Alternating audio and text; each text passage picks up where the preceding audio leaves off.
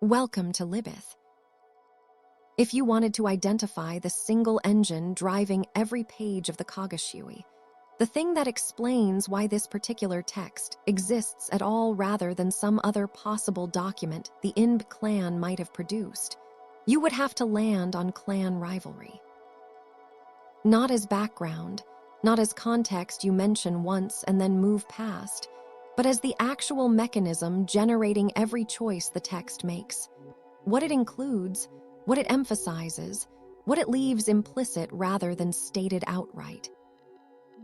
It's tempting, especially from a distance of 12 centuries, to treat the Inbe and Nakatomi conflict as one fact among many about this period, a piece of color alongside the gods and the genealogies. But that gets the relationship backward. The rivalry is not one ingredient in the Kogo Shūi. The Kogo Shūi is a byproduct of the rivalry, produced at the specific moment that rivalry had tilted far enough that the losing side needed a new kind of weapon, because all of its older, more conventional tools, court influence, ritual centrality, accumulated favor, had already been spent or eroded by the other side's steadily improving political position. It's worth tracing exactly how a relationship that began as a kind of partnership curdled into the kind of grievance capable of producing a document like this. The Inbe and the Nakatomi did not start as enemies. They started as codependent specialists within the same ritual system, one handling the sacred objects, the other handling the sacred words, two halves of a single ceremonial function that neither could perform alone. A system built this way should, in principle, be stable, because each party needs the other in order for the whole apparatus to work. But stability of this kind depends entirely on neither party gaining an external source of leverage that lets it stop needing the other as much as before. And that is exactly what happened here. The Nakatomi's connection to the rising Fujiwara clan gave them precisely that external leverage, a source of power that had nothing to do with ritual competence and everything to do with marriage politics and regency control at the very top of the imperial court. Once one half of a ceremonial partnership has access to power the other half cannot match through any amount of ritual excellence, the partnership stops being a partnership in any meaningful sense, even if the formal division of duties remains exactly as it was on paper. This is the moment clan rivalry stops being a simple two-sided contest and starts becoming something closer to a one-sided drift, with the disadvantaged side increasingly forced to find leverage somewhere other than the contest's original terms. And this is exactly the move the Kogo Shūi represents, a refusal to keep fighting on terms the Inbe clan could no longer win, and a search instead for a different battlefield entirely, one where the Fujiwara connection that gave the Nakatomi their decisive advantage in ordinary court politics simply doesn't apply. You cannot marry your way into the imperial regency through skillful retelling of myth. But you can, if you have the institutional standing and the inherited tradition to draw on, attempt to win on a battlefield where political marriage counts for nothing, and where the only currency that matters is divine pedigree, ancient precedent, and the perceived authenticity of inherited memory. This is precisely the terrain the Kogo Shūi stakes out, and it's worth recognizing how shrewd a move this actually is, stripped of its pious language. Hyarnari cannot win the political contest happening in the present, so he relocates the contest to a domain sacred history, where his clan's actual remaining asset, its claimed unbroken memory of the oldest traditions, still counts for something, perhaps even counts for more than anything the Nakatomi can currently offer in return. Clan rivalry doesn't just motivate this text. It dictates the specific genre Hyarnari reaches for, because the genre of sacred genealogical history happens to be the one arena left where the Inbe clan still holds a competitive asset worth deploying. This is where the second major theme of the text comes into view, and it deserves to be understood as something more than a curious detail.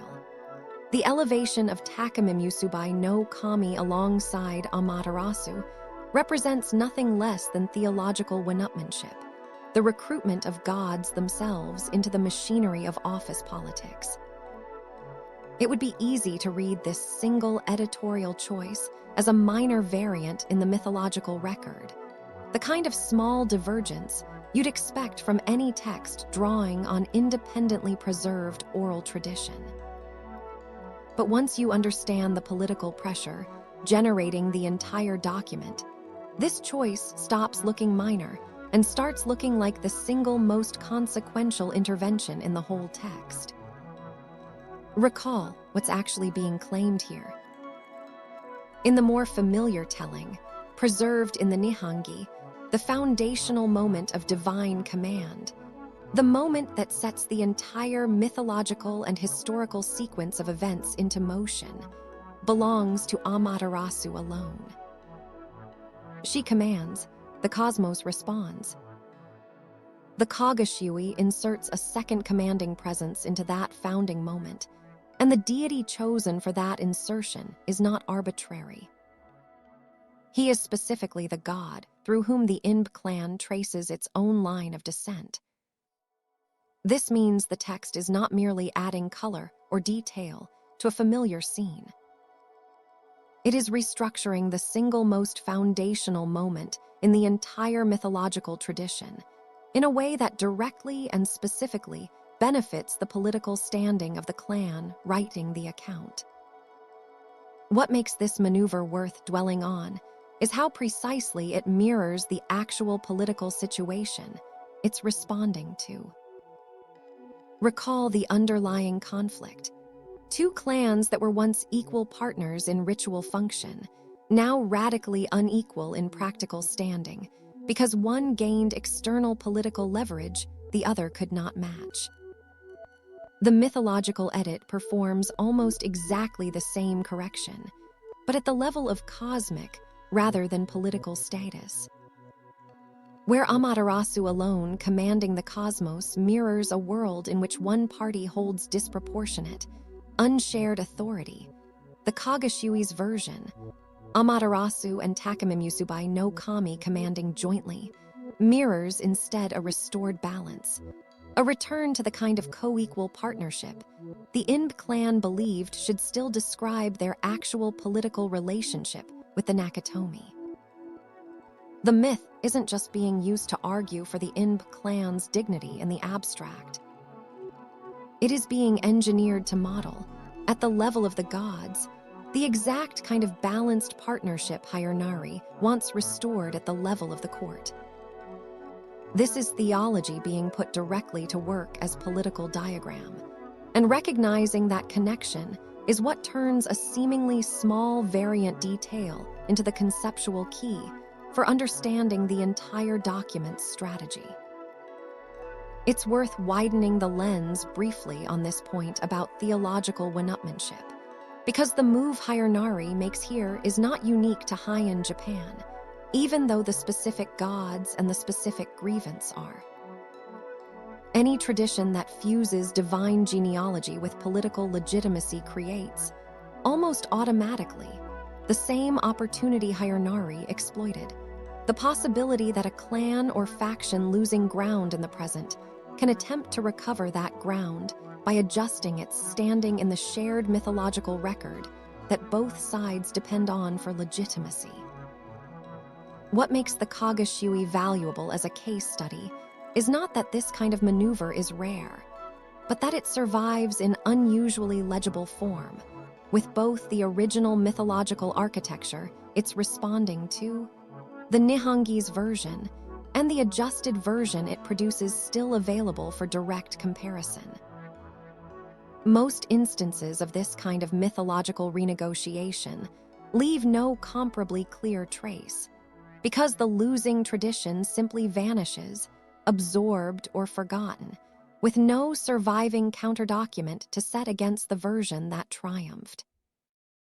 The Kogo Shūi gives us a rare, intact specimen of the entire mechanism at work, start to finish, which is part of why it rewards this kind of close structural attention far beyond what its relatively modest length and narrow original audience might suggest. The third major theme running through this section of the text operates on a completely different register, and it's worth treating with real care rather than folding it too quickly into the political analysis, because it represents something closer to genuine cultural mourning than to political calculation. This is the description, near the opening of the text, of the death of oral tradition, the loss of a world in which knowledge passed entirely through memory, voice to voice, generation to generation, before the introduction of writing offered the elite culture of the court a new, and, in the text's own framing, more careless way of relating to its inheritance. There is something almost elegiac in how this loss gets described, a register noticeably different from the careful, strategic, evidentiary tone running through most of the rest of the document. Where the political content of the Kogo Shūi is calculated, this passage reads as something closer to lament, and that shift in tone is itself meaningful, because it signals that Nari is not only fighting a political battle on behalf of his clan.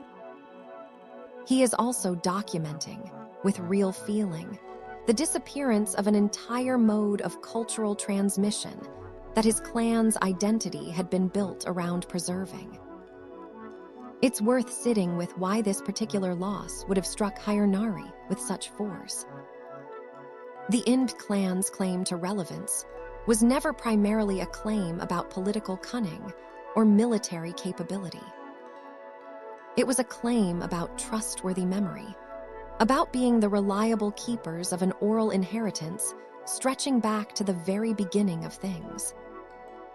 Watching the court's relationship to truth and tradition shift decisively toward the written record was not, for someone in Nari's position, a neutral cultural development happening at arm's length.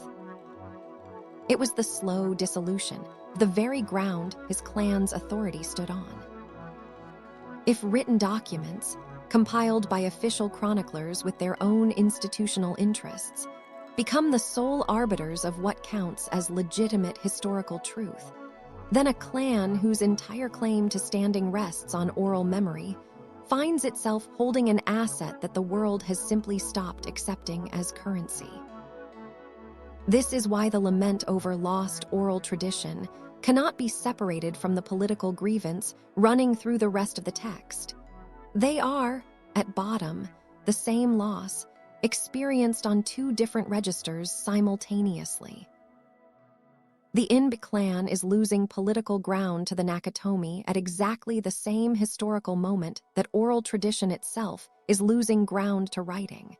And Nari, perhaps without fully articulating it this way even to himself, seems to sense that these two losses are connected, two faces of a single transition that is leaving people like him, and houses like his, with steadily less and less to stand on. There's a further piece of evidence worth bringing into this picture, because it shows that the rivalry driving the Kogo Shūi was not simply a one-sided grievance disappearing quietly into the historical record unanswered.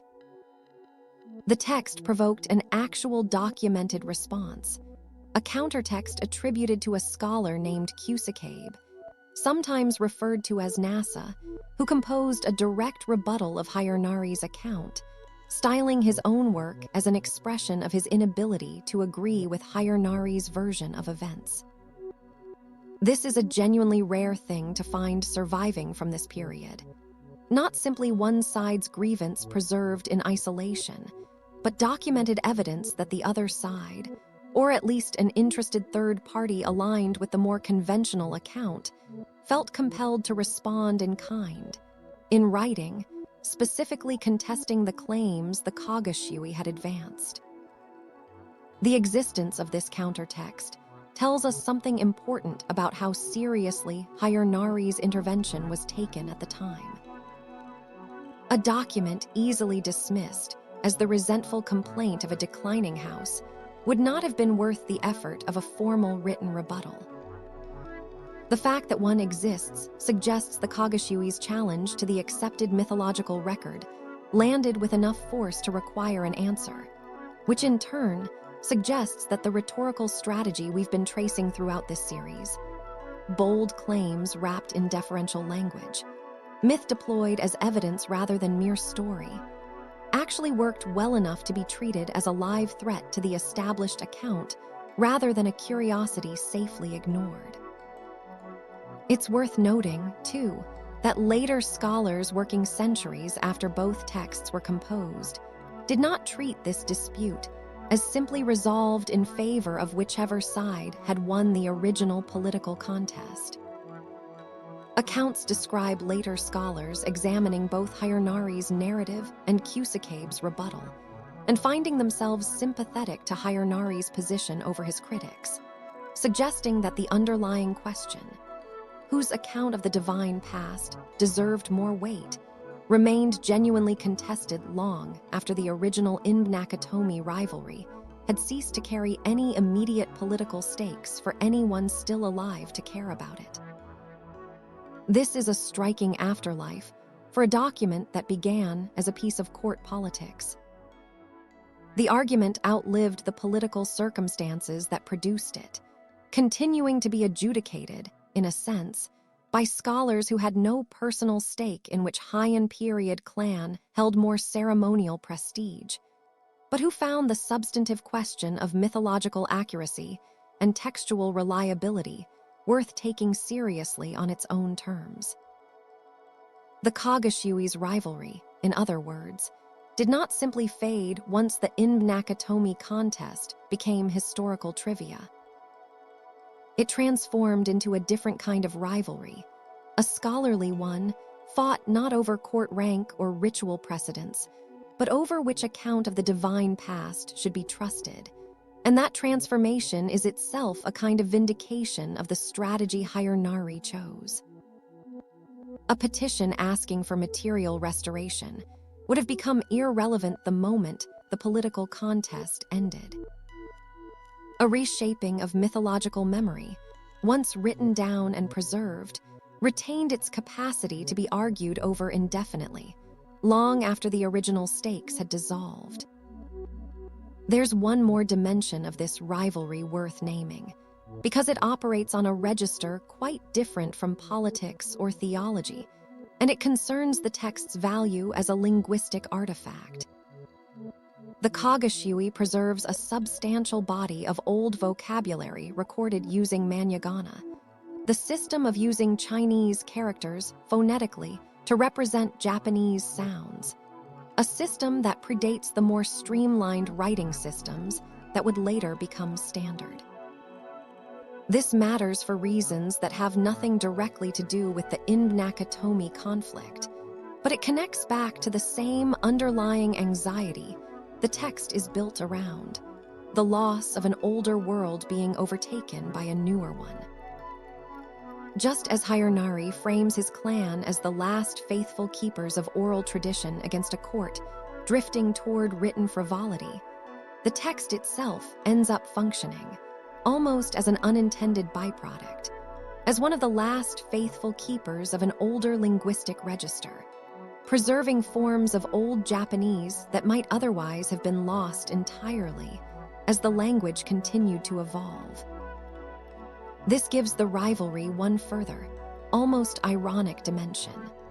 The very act of writing down the oral tradition to win a political argument also preserved, as a kind of accidental side effect, linguistic material that scholars centuries later would value for entirely different reasons, completely disconnected from the original ceremonial dispute. The clan rivalry produced the document.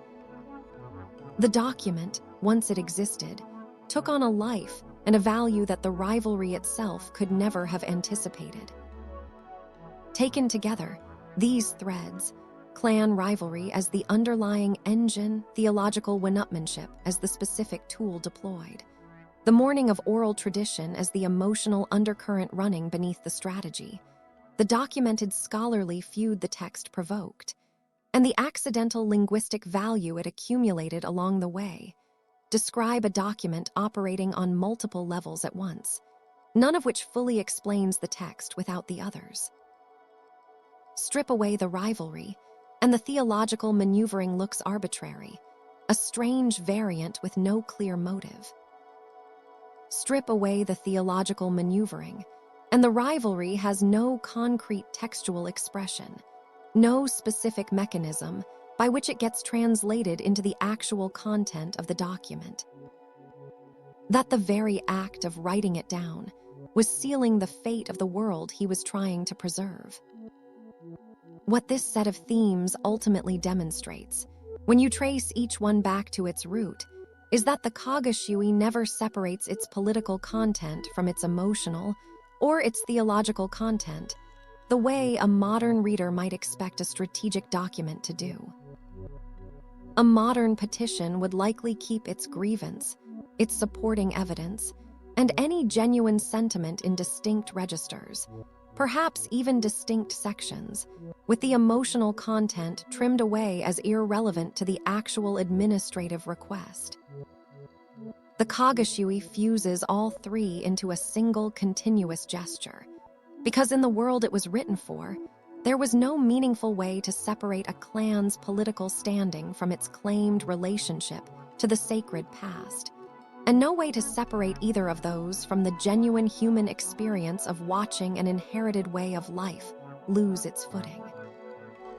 The text's major themes are not separate arguments running in parallel. They are different faces of the same loss, described from different angles, and reading them as a unified whole rather than as isolable claims is what finally makes the Kogo Shūi legible not just as a clever piece of political maneuvering, but as a document written by someone who had something real at stake in every line of it. That's all for today on Libyth. One new book every week. At least we try.